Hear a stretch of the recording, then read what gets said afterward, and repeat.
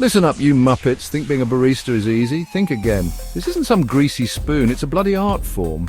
A barista, you see, isn't just some coffee robot. They're the maestro of the morning pick-me-up, the flavor wizard of your caffeine fix. They don't just pour, they know their beans like a chef knows their knives. Arabica, Robusta, you name it, they've smelled it, tasted it, roasted it to perfection. These guys and gals are more than just servers, they're your guides in the jungle of coffee. And don't even get me started on the equipment. Grinders, espresso machines, these aren't your grandma's kitchen appliances. A good barista treats their tools with respect, keeps them clean, calibrated, ready to rock and roll. So if you're thinking of stepping behind the counter, you better bring your A game. This isn't just a job, it's a commitment to excellence, to serving up a bloody good cup every single time. All right, you lot, week one, and we're hitting the ground running. First things first, we're talking beans. Forget that pre-ground garbage, we're going in deep. Arabica, smooth and sophisticated, your go-to for a classic cup. Robusta, bold and intense, perfect for a wake-up call.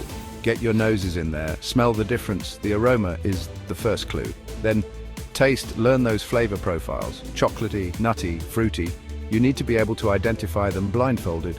And don't even think about touching that espresso machine until you can tell a French press from a Chemex. Speaking of equipment, this is your arsenal, people.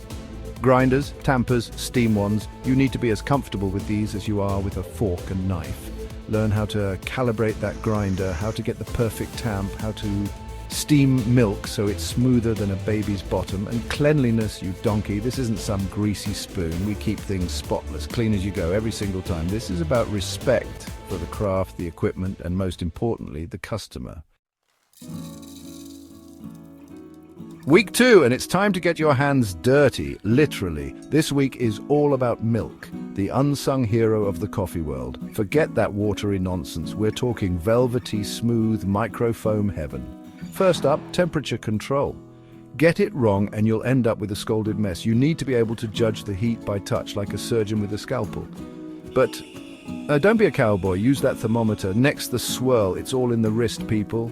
Create that whirlpool, incorporate the air, get that silky, smooth texture. Too much air and you'll have a bubble bath, not a latte. And for God's sake, practice your latte art. Start with a simple heart, then move on to tulips, rosettas, even a bloody swan if you're feeling fancy. This is your chance to show off, to turn a simple coffee into a work of art.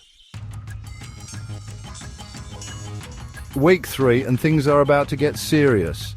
We're talking espresso, the heart and soul of the coffee world. This isn't just about pressing a button, this is about precision, timing, and a whole lot of passion. First up, extraction. Get this wrong and your espresso will taste like burnt toast.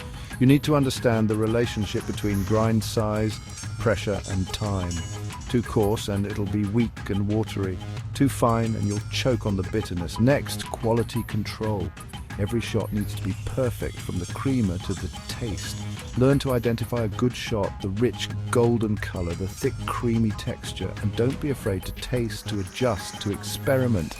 Remember, this isn't just about making coffee, it's about creating an experience. So put your back into it, give it your all, and let's make some magic.